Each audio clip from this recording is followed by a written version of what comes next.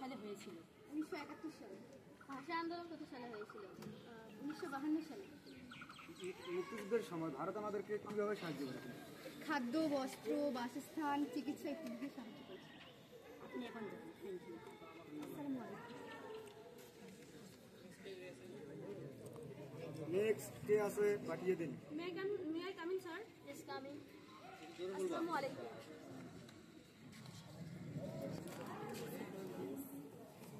আপনার নাম কি? আপনার কি কোনো কথা আছে? না। আমরা কি আপনাকে কিছু প্রশ্ন করতে পারি? মুক্তিযুদ্ধ কত সালে হয়েছিল? মুক্তিযুদ্ধের সময় ভারত আমাদের কিভাবে সাহায্য করেছিল? খাদ্য, বস্ত্র, বাসস্থান, চিকিৎসা দিয়ে আমাদের সাহায্য করেছিল। অপারেশন সার্চলাইট 1971 সালের 25শে মার্চ রাতে পাকিস্তানি বাহিনী আমাদের বাংলাদেশের সাধারণ মানুষের উপর যে গণহত্যা করেছিল তাই অপারেশন সার্চলাইট।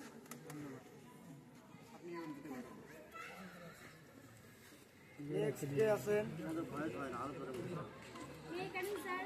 Yes coming. আসসালামু আলাইকুম। Thank you. আপনার নাম কি? আমার নাম মুসলিম। আপনার কি কোনো কথা আছে? না। আমরা কি আপনাকে কিছু প্রশ্ন করতে পারি? জি করেন। মুক্তিযুদ্ধের সময় ভারত আমাদেরকে কি কি দিয়ে সাহায্য করেছে? মুক্তিযুদ্ধের সময় ভারত আমাদের অন্ন, বস্ত্র, চিকিৎসা, বাসস্থান ইত্যাদিভাবে সাহায্য করে। মুক্তিযুদ্ধ কত সালে হয়েছিল? 1971 সালে। ভাষা আন্দোলন কত সালে হয়েছিল? ভাষা আন্দোলন 1952 সালে। ধন্যবাদ, আপনি আসতে পারেন। আসসালামু আলাইকুম।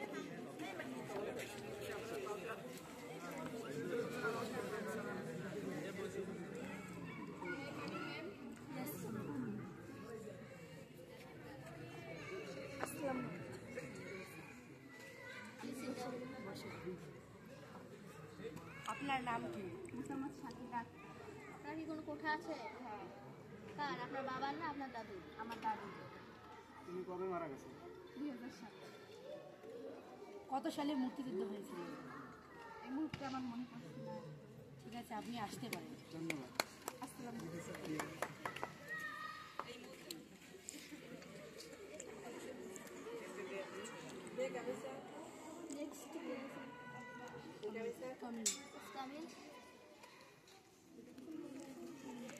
আসসালামু আলাইকুম। আমি কি বলতে পারি? হ্যাঁ, আসলে এই মুহূর্তে আমাদের সময় নেই, সময় শেষ হয়ে গেছে। আপনি পরের বার চেষ্টা করুন। ভাইবা নেওয়ার আমাদের সময় শেষ হয়ে গেছে।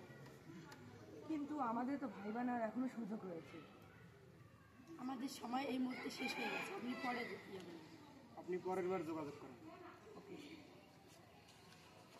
এখন আমাদের ফলাফল ঘোষণা হবে, সবাইকে পাঠিয়ে দিন।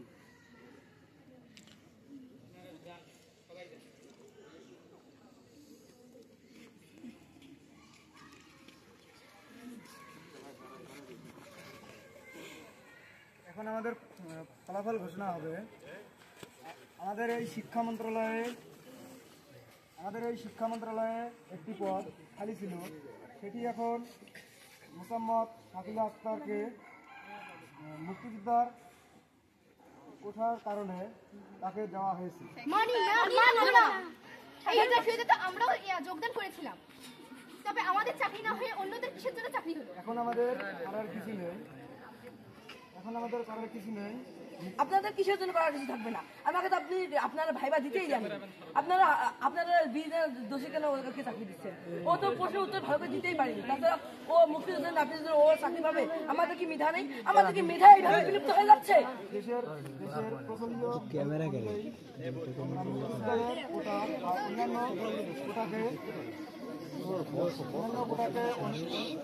কোন কোঠা বাংলাদেশে হবে না। আমরা কোঠা আন্দোলন করবো,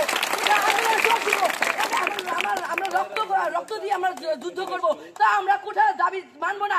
আমরা চাই সবাই সমান অধিকার পাবো।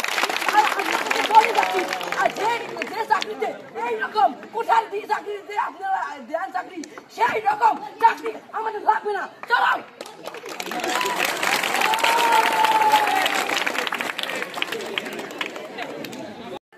মানতে হবে, মানতে হবে, মানতে হবে। মানি না, মানবো না, মানি না, মানবো না, মানি না, মানবো না, মানি না, মানবো না। আমাদের দাবি মানতে হবে। হবে মানতে হবে মানতে হবে মানতে হবে মানতে হবে আমাদের দাবি মানতে হবে মানতে হবে মানতে হবে মানি না মানবো না মানি না মানবো না মানি না মানবো না মানি না মানবো না মানি না মানবো না মানি না মানবো না আমাদের দাবি মানতে হবে মানতে হবে মানতে হবে। দর্শকদের আমরা বর্তমানে আছি ঢাকা বিশ্ববিদ্যালয়ে টিএসসি মোড়ে এখন আন্দোলন চলছে আন্দোলনে এসেছিল শশীদ এসেছিল উপাধি তাদের ছিল তারা কোনো কাজ পায়নি আপনারা দেখতে পাচ্ছেন এখন আন্দোলন চলছে পিছাও আমরা বলে গিয়েছিলাম একটি সংস্থা একটি অফিসে ভাইবা দিতে তোমরা পিছাও পাঁচজন টিকার পর আমরা 5 জন ভাইবা দিয়েছিলাম আমি ছিলাম 5 জন তো যাকে ভাইবা দিতে আমি 5 জন দিয়েছিলাম কিন্তু আমাকে ভাইবা দেওয়ার সুযোগ দেয়নি কিন্তু প্রথমে যারা দিয়েছিল তারা ভালো ফলাফল করেছিল ভাইবা কিন্তু 3 নম্বরে একজন গিয়েছিল সে ছিল মুক্তিযুদ্ধের নাতি তাকে আমাদেরকে বারবার একই প্রশ্ন করা হচ্ছিল প্রত্যেকজনকেই প্রশ্ন করা হয়েছিল আপনাকে কোঠা আছে কেন চাকরিতে কিসের কোঠা লাগবে চাকরিতে কোনো কোঠা চাকরি হবে যোগ্যতা দিয়ে কোথা এখানে কোথা থেকে এলো চাকরি হবে যোগ্যতা আর হলো এখানে তারা বিভাভেদ করছে তারা মুক্তিযোদ্ধাদের নাতি নাতি ছেলেমেয়েদের চাকরি দিচ্ছে আমরা কি আমাদের কি মেধা নেই আমরা ভালো কাজ সরকার কেন আমরা চাকরি পেলাম না আমরা চাকরি পেলাম না আমাদের মেধা কেন এইভাবে বিলুপ্ত হয়ে গেল কিভাবে হ্যাঁ ওটা কিভাবে থাকে এইভাবে যদি চলে তাহলে এক সময় মেধা যারা শিক্ষার্থী ভালো করে যারা মেধাবী শিক্ষার্থী তারা এক সময় বিলীন হয়ে যাবে এখন আমরা চাই যেন বৈষম্যহীন সমাজ এবং যেন সবাই সমান অধিকার পায় আমরা যদি সরকার এই কথাটি না মানে তাহলে আমরা আন্দোলন চালাবো চলবে চলতেই থাকবে মানি না মানবো না মানি না মানবো না মানি না মানবো না মানতে হবে মানতে হবে মানতে হবে। এখন কি বলে তিনি কি কোঠা রাখতে চান এখন দেখার ফলে সেই সময় আপনারা আমাদের সাথেই থাকুন মোসাম্মদ শিউলি আক্তার যমুনা টিভি নিউজ আমাদের দাবি মানতে হবে মানতে হবে মানতে হবে মানি না মানবো না মানি না মানবো না আমাদের দাবি মানতে হবে মানতে হবে মানতে হবে। ভাইয়া পিছাও ও ঠিক আছে দাও তুমি সামনে যাও মাননীয় প্রধানমন্ত্রী ছাত্রছাত্রীরা বলছে আপনি নাকি মুক্তিযুদ্ধ কোটা সহ বিভিন্ন কোটার মাধ্যমে চাকরি দিচ্ছেন কোনো মেধাবী ছাত্রছাত্রীকে চাকরি দিচ্ছেন এটা কি সঠিক? এই বিষয়টা আদালত রায় দিয়ে দিয়েছে। তবুও বলছি মুক্তিযোদ্ধারা আমাদের দেশের জন্য যুদ্ধ করেছে, রক্ত দিয়েছে। আমি মুক্তিযোদ্ধাদের ছেলে মেয়েদের নাতি নাতনিদের চাকরি দেবো না, ওদের মতো রাজাকারদের ছেলে মেয়েদের চাকরি দিব? আর যারা এই মুহূর্তে আন্দোলন করছে তাদের আমি আন্দোলন থামানোর জন্য নির্দেশ দিচ্ছি। যদি তারা আন্দোলন না থামায় তাহলে আমি গুলি চালানোর নির্দেশ দিতে বাধ্য হব।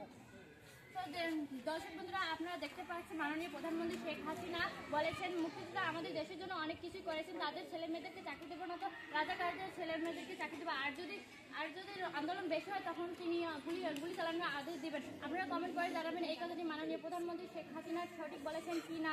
এই সঙ্গে আপনারা আমাদের সাথেই থাকেন মোসাম্মদ শিউলি আক্তার যমুনা টিভি নিউজ ঢাকা। তুমি কে আমি কে রাজাকার রাজাকার চেয়েছিলাম অধিকার হয়ে গেলাম রাজাকার আওয়ামী লীগ সরকার পতনের রাজাকার আমি কে রাজাকার আমি কে চেয়েছিলাম অধিকার হয়ে গেলাম রাজাকার তুমি কে আমি কে রাজাকার চেয়েছিলাম অধিকার হয়ে গেলাম রাজাকার আওয়ামী লীগ সরকার পতনের দরকার আওয়ামী লীগ সরকার পতনের দরকার তুমি কে আমি কে রাজাকার রাজাকার তুমি কে আমি কে রাজাকার রাজাকার চেয়েছিলাম অধিকার হয়ে গেলাম রাজাকার আওয়ামী লীগ সরকার পতনের দরকার আওয়ামী লীগ সরকার পতনের দরকার তুমি কে আমি কে রাজাকার রাজাকার চেয়েছিলাম অধিকার হয়ে গেলাম রাজাকার তুমি কে আমি কে রাজাকার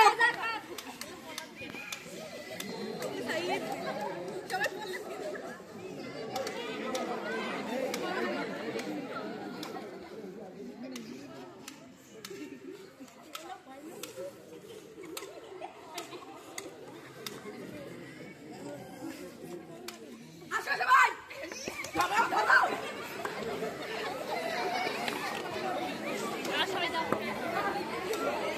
এই রিকশা কই এই আমি এই রিকশা কেমন আছে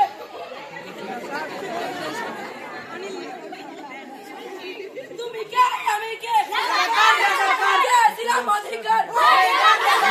তুমি কে আমি কে রাজাকার রাজাকার কে ছিলাম অধিকার হয়ে গেলাম রাজাকার তুমি কে আমি কে রাজাকার রাজাকার কে ছিলাম অধিকার হয়ে গেলাম রাজাকার পানি লাগবে পানি পানি পানি লাগবে পানি পানি পানি লাগবে পানি পানি পানি লাগবে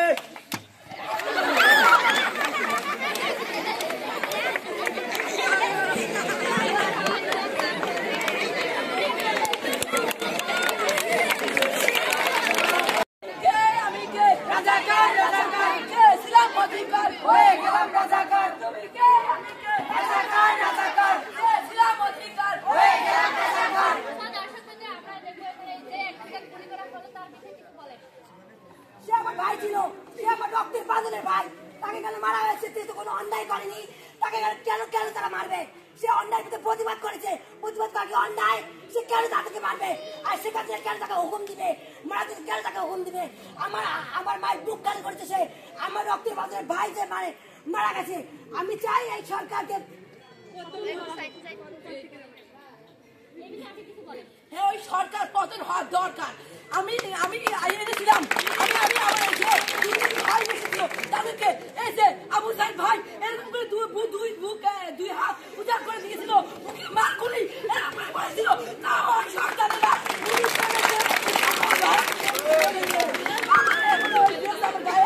রক্ত ভরে গেছে ওই মুগ্ধকে মেরেছে আবু সাইদকে মেরেছে ওই সরকারের পতন চাই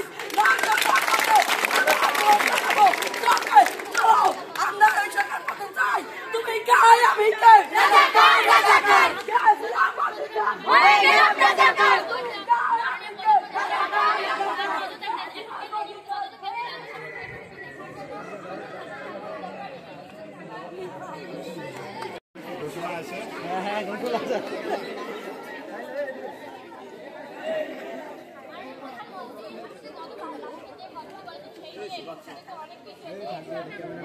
আমি তো কথা বলে ওইভাবে বলতে চাই নাই আপনারা ভুল বুঝেছেন আমি আমার 10 বছরের ছেলে 8 বছরের মেয়েকে বিদেশে পড়াশোনার জন্য পাঠিয়ে শুধুমাত্র আপনাদের জন্যই এদেশে পড়ে আছি আমি আমার সবকিছু আপনাদের জন্যই উৎসর্গ করে দিয়েছি আপনারা যদি এইভাবে আমাকে ভুল বোঝেন তাহলে কিভাবে হবে আপনারা সবাই আমার সন্তানের মতো আপনারা এইভাবে ভুল বুঝবেন না আমাকে দর্শকবৃন্দ মাননীয় প্রধানমন্ত্রী শেখ হাসিনা বলেছেন যে কথাটি আগে বলেছিলেন সেটা সত্যি নয় তিনি অন্যভাবে বলতেছিলেন কিন্তু হয়ে গেছে আরো এই বিষয়ে সঙ্গে জানতে আমাদের সাথে থাকুন মোহাম্মদ চলি আক্তার যমুনা টিভি নিউজ ঢাকা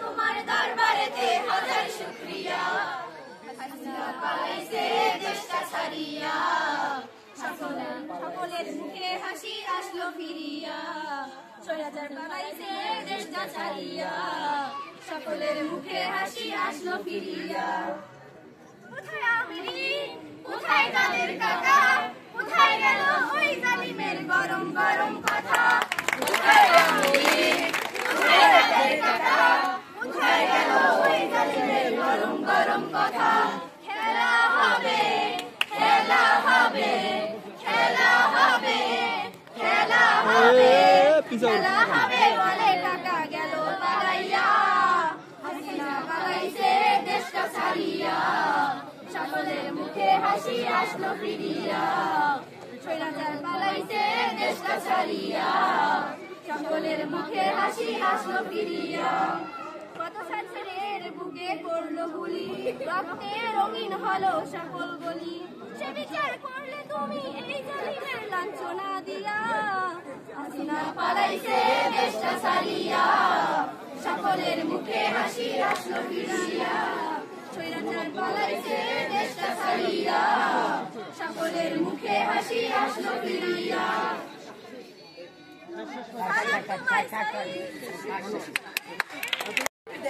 দেখিয়ে দিলাম যে এরকম আমাদের দেশে একজন সরকার ছিল, তার নাম মোহাম্মদ হাসিনা শেখ হাসিনা। সে এই দেশে অনেক দুর্বিচার করেছে, এই দেশের ছেলেকে মেরেছে। আমাদের দেশে একটি এসেছিল দুর্নীতি এসেছিল, কোঠা আন্দোলন। আরে হ কথা কষি ওরা টেনশন করেন না, আমি ফকরিহাটের মধ্যে এই কোঠা সেজন্য আমরা কোঠা আন্দোলন করছি। এই কোঠা আন্দোলনে মুগ্ধ, আবু সাইদ সহ আরো অনেকেই প্রাণ হারিয়েছে। তাদেরকে এক একজনকে একইভাবে মৃত্যুবরণ করতে হয়েছে। এক একজনকে গুলি আঘাত প্রাপ্ত হয়ে এক একজনকে লাঠি দিয়ে পিটিয়ে মেরে হত্যা করা হয়েছে। এক একজনকে অনেক অবিচার ও কষ্ট দিয়ে হত্যা করা হয়েছে। তাদের রক্তের বিনিময়ে পেয়েছি আমরা বাংলাদেশের দ্বিতীয় স্বাধীনতা। আমাদের বাংলাদেশ প্রথমতম স্বাধীন হয়েছিল 1971 সালে। আবারও সেইভাবে আমাদের দেশ আবারও স্বাধীন হলো কোঠা আন্দোলন করে। 2024 সালের 25শে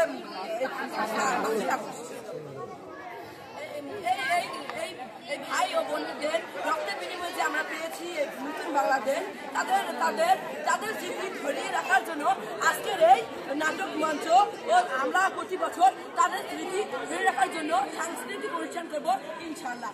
ধন্যবাদ।